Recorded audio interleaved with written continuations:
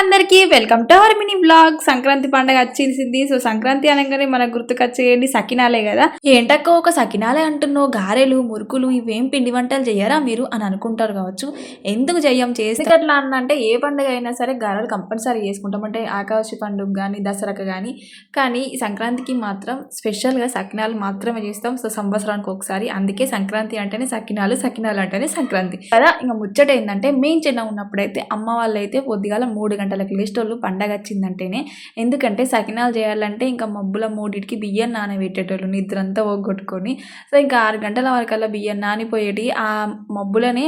So గిరింట్లోకి తీసుకుపోయి line కెట్టేటోళ్ళు. అందరూ ఒకటే రోజు పిండి వంటలు చేద్దరు కాబట్టి ఫుల్ లైన్ ఉండేది. కానీ ఇప్పుడైతే అట్లా లేనే లేదు. ఎవరికి నచ్చినప్పుడు వాళ్ళు ఏ టైంకి పడితే ఆ టైంకే పట్టించుకొచ్చుకొని చేసుకుంటారు. సో ఇట్లా చేసేటోళ్ళ ఫ్రెండ్స్ కామెంట్ చేయరి. సో ఇంతకీ మీరు అందరు సకినాలు చేసే ఉంటారులేండి. మేమే కొద్దిగా లేట్ అనుకోరు. ఈ వీడియోకి అయితే లైక్ చేసిపోర్రి.